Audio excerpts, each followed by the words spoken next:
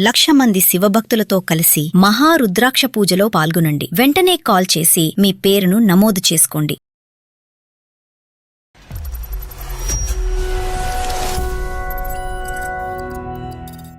హైదరాబాద్ లో aunty phone చేశారండి నాకు. అమ్మా నీకు ఒక మాట చెప్తాను, నువ్వేమనుకోవద్దు, నా ఎవరో ఫ్రెండ్ అని ఒక ఆవిడ తీసుకొస్తున్నారు, పాప కూడా ఉందని నాకు తెలిసింది సార్. గర్ల్ ఫ్రెండ్ కాకుండా గర్ల్ ఫ్రెండ్ కి ఒక బేబీయా? మేము హైదరాబాద్ వెళ్ళాం సార్. ఫోన్ చేస్తే ఎక్కడున్నారు అని అడిగితే నేను రూమ్ లో ఉన్నాను అని చెప్పారు. కానీ రూమ్ లో లేరు. అంటే వీళ్ళు వచ్చారని తెలియదు కదా సార్. మరి ఏ రూమ్ అన్నాడో మరి మనకేం తెలుసు. మార్నింగ్ ఈయన వచ్చారండి. రాగానే నేను ఫోన్ తీసుకున్నా. ఆవిడ వాళ్ళ పాపతో ఈయన ముగ్గురు కలిసిన ఫొటోస్, చాటింగ్స్ అన్ని నాకు అర్థమైపోయింది సార్. వీళ్ళ గురించి అన్ని చూసాను నేను. క్లాస్ నుంచి పరిచయం ఉంటుంది సార్. సూపర్ సీనియర్ నీకు. ఎక్కడున్నావు? రోడ్డు మీద ఉన్నావా? మరి ఇంకెక్కడ ఉంటాను? రోడ్డు మీద ఈ టైం ఎక్కడ ఉంటాను నేను? రూమ్ లో ఉన్నాను. డౌట్ వస్తుంది. రోడ్డు మీద ఉన్నాను అన్నావు, తనతో ఉన్నావా అని అడిగాను. తనతో ఉన్నాను. ఏంటి చెప్పు. ఏది రోడ్డు మీద? మీరు ఇప్పుడే రోడ్డు మీద ఉన్నారా? ఎప్పుడు రోడ్డు మీద ఉంటారా? నీ బాడీ లాంగ్వేజ్, నువ్వు మాట్లాడే తీరు అన్ని కూడా మాకు అర్థమైపోయినాయి. నా వల్ల అయితే తప్పు అయిపోయింది సార్. దొంగ. ఇప్పుడు దాకా ఏదో కబురు చెప్పే కథలు చెప్పా. ఇది ఇలా జరిగిందని నా భార్యకి చెప్తున్నా సరే ఆమె నమ్మకుండా అసలు ఏ భార్య ఒప్పుకుంటుందయ్యా? పద మీ అమ్మగారితో మీ నాన్నగారితో మాట్లాడదా. పద ఇప్పుడే ఫోన్ కలుపుదా.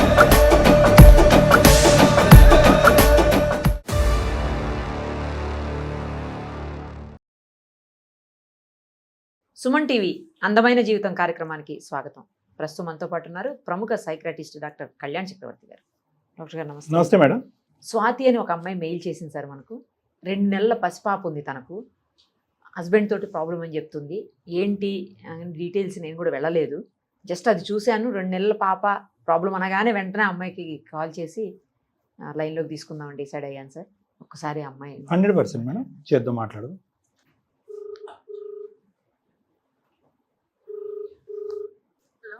హలో, స్వాతి గారేనా అమ్మా?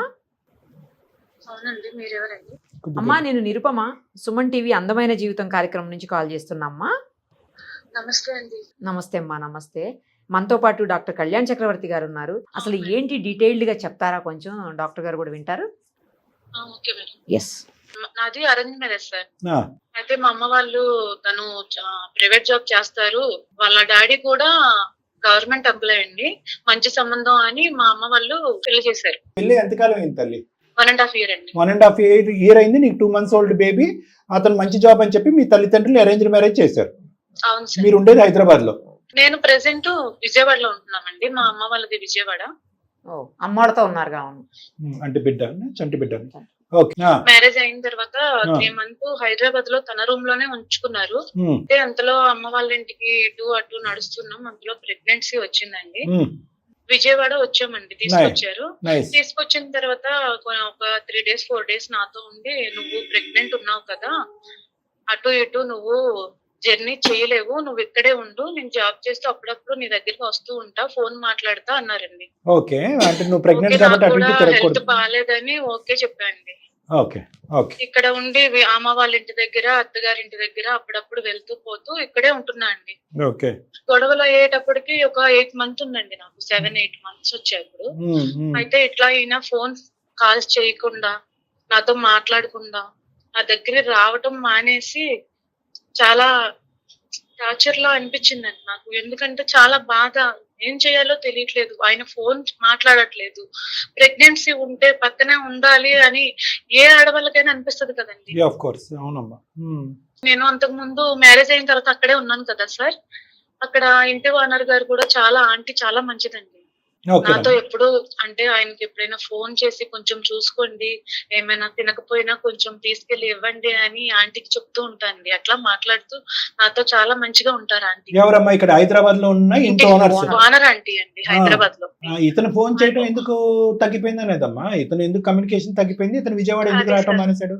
అయితే అంతలోగా ఒక రోజు ఆంటీ ఫోన్ చేశారండి నాకు. ఫోన్ చేసి అమ్మా నీకు ఒక మాట చెప్తాను, నువ్వేమనుకోవద్దు, సరిగ్గా రావట్లేదు, మీ వారు సరిగ్గా ఉండట్లేదు, ఎవరో ఫ్రెండ్ అని ఒక ఆవిడని తీసుకొస్తున్నారు. ఓకే.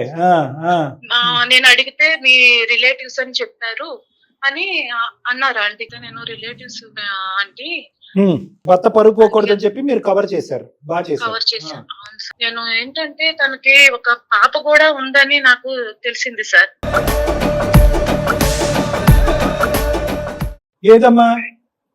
ఆమె ఈయన మాట్లాడుతున్నాడు కదా, ఆమెకు ఒక పాప కూడా ఉందని తెలిసింది. గర్ల్ ఫ్రెండ్ కాకుండా గర్ల్ ఫ్రెండ్ కి ఒక బేబీయా? అవును సార్. తనకు ఒక పాప ఉంది, తన భర్త చనిపోయాడు. ఈయనకి ఏదైనా జాబ్ కోసమని ఈమెకి అడగడానికని ఈమె ఈయన దగ్గరికి వచ్చిందండి. అది కదమ్మా, మీ జర్నీ కంటే వాళ్ళ జర్నీ ముందు ఉన్నట్టుంది కదమ్మా. ఇప్పుడు నీకు 2 నెలల బిడ్డ ప్రెగ్నెన్సీ అని చెప్పి ఇక్కడికి వచ్చావు, అతను ఇక్కడ దింపేసి జర్నీ ఎందుకు అటు ఇటు అని చెప్పి నీ మీద ఏదో సానుభూతి చూపెట్టి ఇక్కడ పెట్టేశాడు. అంటే నీ పెళ్ళప్పటి నుంచి నడుస్తుందేమో కదా ఈ కథ, పెళ్లి కంటే ముందా ఏంటి? ఏం జరిగిందంటే సార్, మా నాన్నగారితో నాన్న ఈయన చూడాలని ఉంది, ఒకసారి వెళ్ళొద్దామని మేము హైదరాబాద్ వెళ్ళాం సార్. హైదరాబాద్ వెళ్ళి రూమ్ కి వెళ్ళిన తర్వాత ఫోన్ చేశాను, ఈయన లేదని. ఫోన్ చేస్తే ఎక్కడున్నారు అని అడిగితే నేను రూమ్ లో ఉన్నాను అని చెప్పారు. కానీ రూమ్ లో లేరు.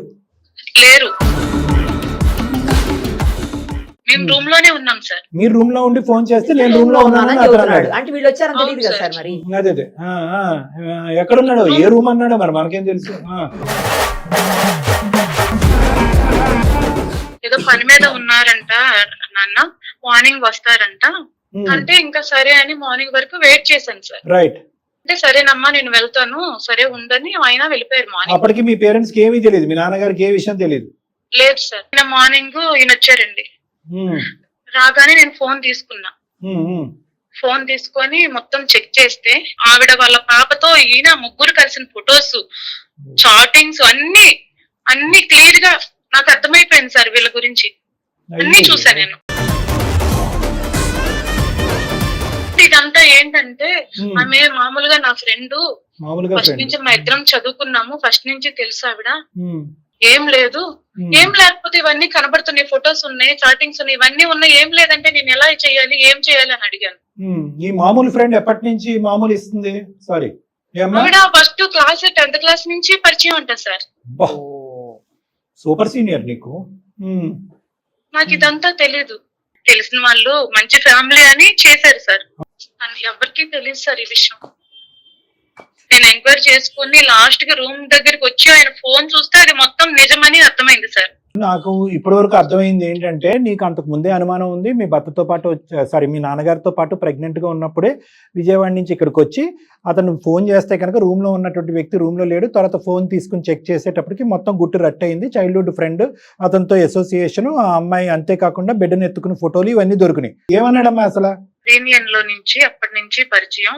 తనకి పాపని తీసుకొచ్చి నా దగ్గరికి పాపని తీసుకొచ్చి ఏమైనా జాబ్ తీసి చూపిమని అడిగిందే గానీ మా ఇద్దరి మధ్య ఏం లేదు, అక్కడే ఉండని చెప్పి పంపించారండి. ఇప్పుడు 2 months అండి పాపకి, అయినా సరే మారలేదు. డెలివరీకి వచ్చాడా లేదా మీ ఆయన? డెలివరీకి వచ్చి 1 day 2 day ఉండి పట్టించుకోలేదు సరిగ్గా, అట్లానే వెళ్ళిపోయారండి. ఎప్పుడైనా ఫోన్ మాట్లాడినా 1 నిమిషం మాట్లాడి పెట్టేస్తున్నారు. మారిపోయాను, మంచిగా ఉన్నాను అంటున్నారు, కానీ నాకు మాత్రం నమ్మకం లేదు సార్. మాకే లేదు.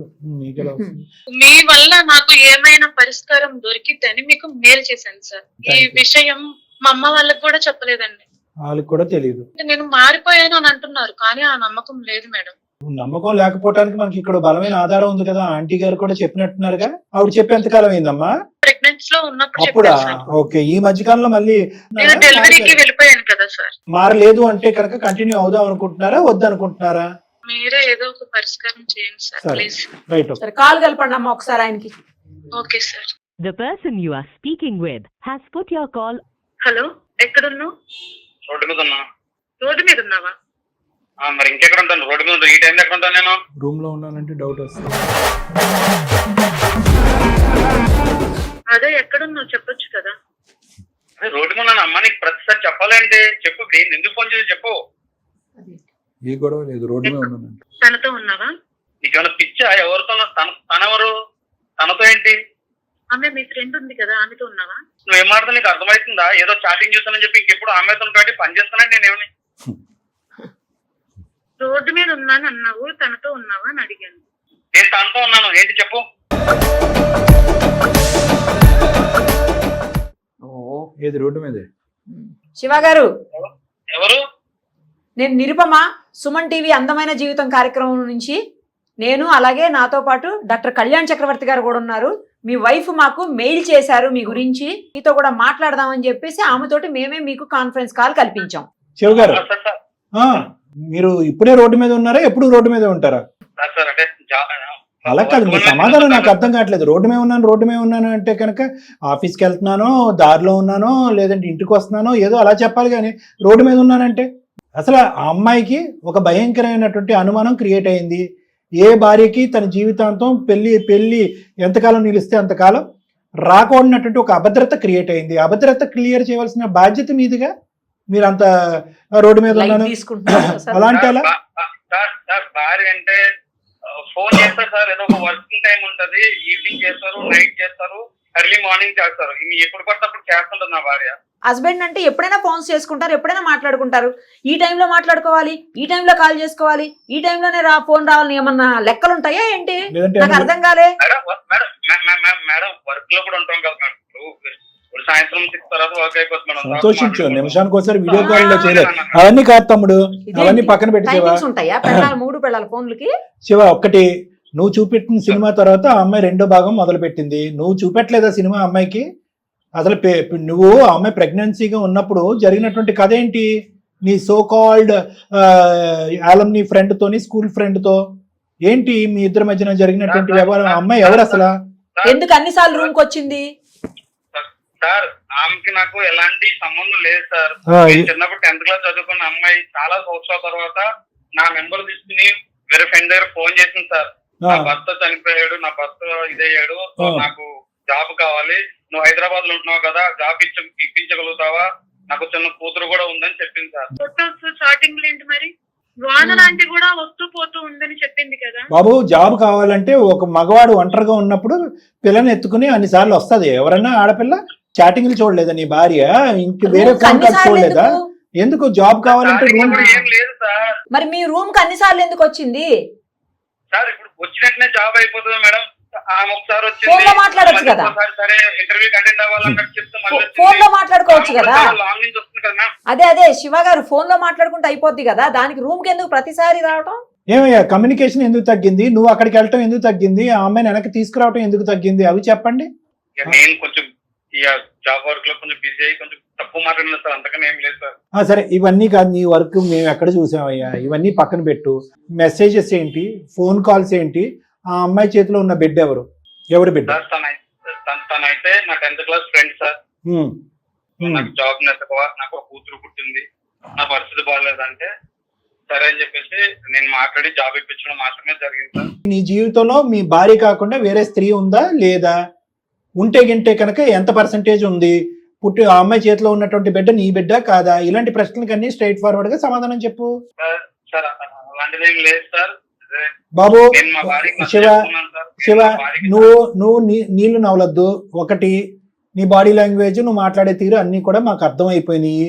ఏమీ లేకుండా ఆ అమ్మాయి ఒక మెంటల్ది ఏదో సృష్టించుకుంటే కలగంటుంది అనేది కాదు. నీ కమ్యూనికేషన్ తగ్గిపోవటానికి ఒక కారణం ఉంది. మీ ఆవిడ్ని ప్రత్యేకంగా వచ్చి ఇక్కడే ఉండి నువ్వు హైదరాబాద్ నుంచి విజయవాడ రాకుండా రూములు మారుస్తూ ఆ అమ్మాయి రూమ్కి వచ్చినా కూడా నేను రూమ్లోనే ఉన్నానని అబద్ధం ఆడేసి మెసేజ్లు ఇవన్నీ కనిపించిన తర్వాత ఏమీ లేదు సార్ అంటే శుభ్రంగా కడుపు నిండా బిర్యానీ తినేసి ఇప్పుడు చేయి కడుక్కుంటూ వెళ్ళిపోతున్నావు డబ్బులు కట్టకుండా హోటల్లోంచి. నువ్వు అలా కాదు, నేను చెప్పేది క్లియర్ కట్గా విను. ఇప్పటి వరకు నీ భార్య చాలా అమాయకురాలు, చాలా ఇన్నోసెంట్. ఆ అమ్మాయి చాలా డెలికేట్గా డీల్ చేసింది. ఎందుకు డెలికేట్గా డీల్ చేసింది అంటే కేవలం ఈ పెళ్లి నీ పరువు పోకూడదని చెప్పి. ఇప్పటికీ కూడా అది బంధం, ప్రేమ అంటే అది ఇప్పటికి కూడా మొగుడిని కాపాడుకుంటుంది. ఇదే ఇంకో అమ్మాయి అయితే కనుక 10 నిమిషాల్లో పంచాయతీ పెట్టి 100 మందిని కూర్చోబెట్టి నీ బట్టలు ఉడదీస్తుండేది. తప్పుగా అనుకోద్దు నేను ఇలా మాట్లాడుతున్నానని చెప్పి. నువ్వు ఉన్నది ఉన్నట్టుగా ఒప్పుకో. లేదంటే కనుక ఆ అమ్మాయి ద్వారా మేము పేరెంట్స్ అందరినీ పిలిపించి మొత్తం పంచాయతీ పెట్టిస్తాం. ఈ అబ్బాయి పేరెంట్స్ కూడా పిలవాలి సార్. అంతా ఇరువైపుల పేరెంట్స్ మొత్తం అంతా వస్తుంది. అప్పుడు నువ్వు ఎవరికి ఏ కాకమ్మ కబుర్లు చెప్దాం అనుకున్నావో నీ ఇష్టం. నా వల్ల అయితే తప్పు అయిపోయింది సార్. దొంగ ఇప్పుడు చెప్తున్నాడు చిలిపి సార్. దొంగ లేదన్నా ఇప్పుడు దాకా ఏదో కబురు చెప్పే కథలు చెప్పా ఏమీ లేదని. శుద్ధపూస కబుర్లు ఇప్పుడు దాకా. చిన్న తప్ప పెద్ద తప్ప ఇప్పుడు ఆన్ గోయింగ్ తప్ప పాస్ట్ తప్ప ఇప్పుడు నడుస్తుందా కదా? సార్ ఏదో నా వల్ల ఒక ప్రమాదం లాంటిది జరిగిపోయింది సార్. ప్రమాదం ఎవరికి ప్రమాదం? అమ్మాయికి ప్రమాదం. నీ వాళ్ళ పెళ్ళానికి ప్రమాదం. ఎవరికే ప్రమాదం? నీకు సుఖం, అమ్మాయికి ప్రమాదం. మంచి మసాలా కథ నడిపించావుగా బ్యాక్గ్రౌండ్ నుంచి. ఎంతకాలం బట్టి నడిచింది అది? సార్ ఈ అనుమానంతో నా భార్య చచ్చిపోతుంది సార్. నేను ఇంకెలాంటి సపోర్ట్ చేయనని కూడా అమ్మాయికి చెప్పాను సార్. మీరేదో చేసి భార్యకి నచ్చ చెప్పాలి సార్. అలా కదయ్యా, నువ్వు తప్పు చేశానని ఒప్పుకున్నావు. ఇప్పుడు ఎంత పర్సెంటేజ్ తప్పు? ఇప్పుడు వరకు అయితే కనుక అదేం లేదు సార్. ఉద్యోగం గురించి వచ్చినటువంటి ఒక స్త్రీకి ఆపద్బాంధవుడులా కాపాడానని కబుర్లు చెప్పావు. ఇప్పుడేమో చిన్న తప్పు అని అంటున్నావు. ఇప్పుడేమో వచ్చి తెలియనటువంటి అనుకోనటువంటి క్షణాలు అంటున్నావు. నీవేం క్షణాల స్టోరీలా లేవు, ఇవి సంవత్సరాల స్టోరీలా ఉంది. ఆ అమ్మాయి మైండ్లో అనవసరమైనటువంటి ఆలోచన పెట్టడం కాదు, బిడ్డ పుట్టిన తర్వాత కూడా నువ్వు ఇంత డ్రామా ఆడుతున్నావు అంటే కనుక ఖచ్చితంగా దీని వెనకట్ల బలమైనటువంటి కథ ఉందన్నట్టే మేము అనుకున్నాం. ఆ కథ ఇప్పుడు నిజమైందని మాకు అనిపిస్తుంది. ఇప్పటికైనా నువ్వు నిజాలు ఒప్పుకుని ఇప్పుడు జరుగుతుందా, జరిగిపోయినటువంటి కథ గురించి చెప్తున్నావు అన్నది ఇప్పటికైనా బహిరంగంగా పబ్లిక్ గా ఒప్పుకో. అయిపోయిందా? ఇంకా చేస్తూనే ఉన్నారా? లేదు సార్, ఇప్పుడు ఏం లేదు సార్. ఆ అమ్మాయి తన ఊరు వెళ్ళిపోయింది సార్. ఇప్పుడు నేను ఒక్కనే ఉన్నాను సార్. అలాంటిది ఏమీ జరగట్లేదు సార్. మరి బిడ్డ ఎవరు బిడ్డ? ఆ అమ్మాయి బిడ్డను ఎత్తుకుని ఫోటో తీసుకున్నారు కదా, గ్రూప్ ఫోటో పిక్నిక్ లో. నాకు ఆ బిడ్డకి ఏం సంబంధం లేదు సార్. మరి ఎవరికి సంబంధం ఉంది ఆ బిడ్డకి? ఆ బిడ్డ నా బిడ్డ కాదు సార్, వాళ్ళు పుట్టిన బిడ్డే సార్. వాళ్ళు కాకపోతే ఆ అమ్మాయి జాబ్ కి మాత్రం హైదరాబాద్ రావడం మాత్రం నిజం సార్. నాతోనే ఉన్నది, నాతో ఇదైంది. బిడ్డతో సంబంధం ఏం లేదు కానీ రూమ్ లో మాత్రం నీతో పాటు ఉంది ఉద్యోగం గురించి. అదొకటే తప్పు. దానికి మించి మేము ఇంకా వేరేది ఏమీ ఊహించుకోకూడదు. అంతేనా? జరిగింది సార్. ఇది ఇలా జరిగిందని నా భార్యకి చెప్పినా సరే ఆమె నమ్మకుండా బుద్ధి గడిచేలా అసలు ఏ భార్య ఒప్పుకుంటదయ్యా? పద మీ అమ్మగారితో మీ నాన్నగారితో మాట్లాడదా, పద ఇప్పుడే ఫోన్ కలుపుదాం. ఏ భార్య ఒప్పుకుంటదయ్యా? ఇంత జరిగిన తర్వాత అమ్మాయి ఏదో పిచ్చిది, నువ్వు ఫోన్ మాట్లాడటం తగ్గించేయటం వల్ల లేనిపోయిన అనుమానాలన్నీ పెట్టుకుంది. సహజంగా ప్రెగ్నెన్సీలో ఉన్న లేడీస్కి ఇన్సెక్యూరిటీస్ ఉంటాయి అనుకున్నావు. నువ్వు ఆ అమ్మాయిని ఎండగట్టేసావు. ఫోన్ లేవు, మెసేజ్లు లేవు, వచ్చి పలకరించడాలు లేవు, ఏమీ లేవు. ప్లస్ నువ్వు అక్కడ జల్సాలు చేసుకుంటున్నావు. ఇంతకు మించి ఏం కావాలయ్యా ఒక ప్రెగ్నెంట్ లేడీకి, బిడ్డను కనేటటువంటి ఒక లేడీకి? ఎవరు లెక్క పెట్టాడు? ఆ కిటికీలో చూసి మేము లెక్కెట్టాం అనుకుంటున్నావు? ఒకసారి 2 సార్లు 3 సార్లు అని చెప్పి ఏం మాట్లాడుతున్నావు? ఒకసారి ఏంటి, 2 సార్లు ఏంటి? గట్టిగా బెదిరించేటప్పుడు ఒకసారి తప్పు తప్పే కదా, ఒకసారి అయినా 100 సార్లు అయినా. నా వల్ల జరిగింది తప్పు, అది ఆల్రెడీ నా భార్యకి చెప్పాను సార్.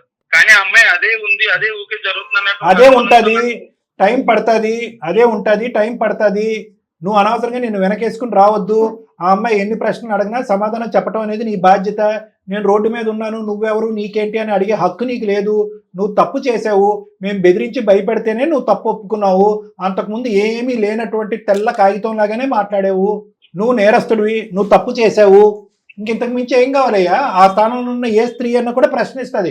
ఈ అమ్మాయి ఇంకా చాలా నెమ్మదిగా డీల్ చేసింది ఇష్యూని. 10 మందిని కూర్చుని కూడా చెప్పలేదు. 10 మందిని కూర్చుని చంప చెల్లి అనిపిస్తే ఏం చేస్తుండేవాడు? ఆడవాళ్ళని ప్రెగ్నెన్సీ వచ్చాగానే పుట్టింటికి పంపించేది ఈ కారణం గురించా? ఇలా అయితే కాపురాలు ఏమి ఉండవు. నిజాయితీ ఉండాలయ్యా, భక్తి భయం ఉండాలి. గాడి గుడ్డేం కాదు. ఆ అమ్మాయి ఊరు వెళ్ళిపోయి ఎంతకాలం అయింది? ఆ అమ్మాయికి నమ్మకం రావాలంటే కేవలం మేము భరోసా ఇస్తే, నమ్మకం వస్తే కనుక మేము కూడా అమ్మాయిని మోసం చేసినట్టు అవుతుంది. అది మాకు ఇష్టం లేదు. మేము నీ మీద పూర్తి స్థాయి ఎంక్వైరీ అనేటటువంటి చేపిద్దాం మేడం. ఆ తర్వాత ఆ హిస్టరీ, ఆ డేటా అంతా కూడా అమ్మాయి కళ్ళెదురుకుంటూ పెడతాం. నచ్చితే అమ్మాయి కంటిన్యూ అవుతుంది, లేదంటే లేదు. నువ్వు రెడీ ఆ టెస్ట్కి? నువ్వు నిజాయితీగా మాట్లాడుతున్నావా? టెస్ట్ చేసిన తర్వాత, టెస్ట్ అంటే కనుక మేము చేసేటటువంటి ఎంక్వైరీ చేసిన తర్వాత వేరే నిజాలు బయటకు వస్తే కనుక అది క్షమించరానటువంటి నేరం. ఆ అమ్మాయి తీసుకోవాల్సిన స్టెప్స్ అన్ని ఆ అమ్మాయి తీసుకుంటది. నీ నిజాయితీ నిరూపించుకోవడానికి రెడీగా ఉన్నావా? ఆ ఏదో పని చేసిన తర్వాత నిజాయితీ గురించి నేను మాట్లాడుతున్నాను. అమ్మ, నీ భర్త మాటలు నీకు నమ్మశక్యంగా అనిపిస్తుందా లేదా? రైట్. అందు గురించే నేను ఇందాక ఆ మాట కూడా అన్నాను. మాకు తెలిసినటువంటి లీడ్స్ బట్టి మేము కొన్ని ఎంక్వైరీస్ చేసుకుంటాము. ఆ ఎవిడెన్స్ అంతా నీ ఎదురుగుంటా పెడతాము. ఆ తర్వాత అతనితో కంటిన్యూ చేయాలా, ఉండకూడదా, పెద్దల పంచాయతీ చేయాలా, అవన్నీ ఆ నిర్ణయం నువ్వు తీసుకో. ఒక పెద్ద దిక్క మా దగ్గరికి వచ్చావు, మీ అమ్మ నాన్నని అందరినీ పక్కన పెట్టి నిరుపమ మేడం గురించి నా గురించి వచ్చావు.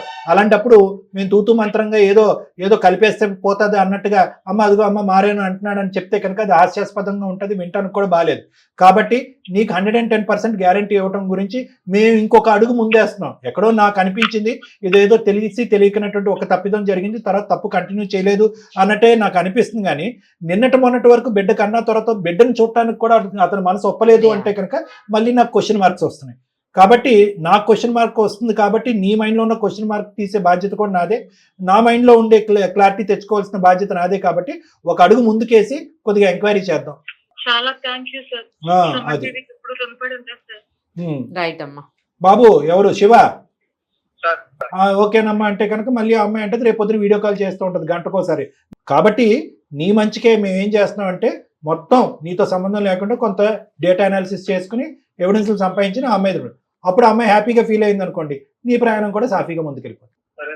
Okay right. అది మేడం. ఎందుకంటే ఆ అమ్మాయికి ఈ correct ప్లాట్ఫామ్ sir. మీద కరెక్ట్. బ్లైండ్ గా మనం ఇవ్వలేం కదా మేడం, అందు గురించి. అంతే అంతే. ఎందుకంటే నసుకుతున్నాడు మేడం. అవును sir. భరోసా ఉండే మనిషికి చాలా గట్టిగా మాట్లాడుతుంది. ఎస్ సార్ అవును. నేను తప్పు జరిగింది, అవును. ఇక ముందు నేను చేయట్లేదు, మీరు ఏం చేసుకుంటే వాయిస్ చేసుకోండి, గట్టిగా కూడా రావట్లేదు. అన్నిటికీ నేను రెడీ అన్నట్టు అనాలి కదా అవును. మేడం, అనట్లేదు. సో అనట్లేదు. మనం అమ్మాయికి బ్లైండ్ ఫెయిత్ ఇవ్వలేం. కరెక్ట్. సో కాబట్టి కరెక్ట్ 100% కరెక్ట్ డెసిషన్ సార్ మీది. Thank you thank you madam. Thank you so much.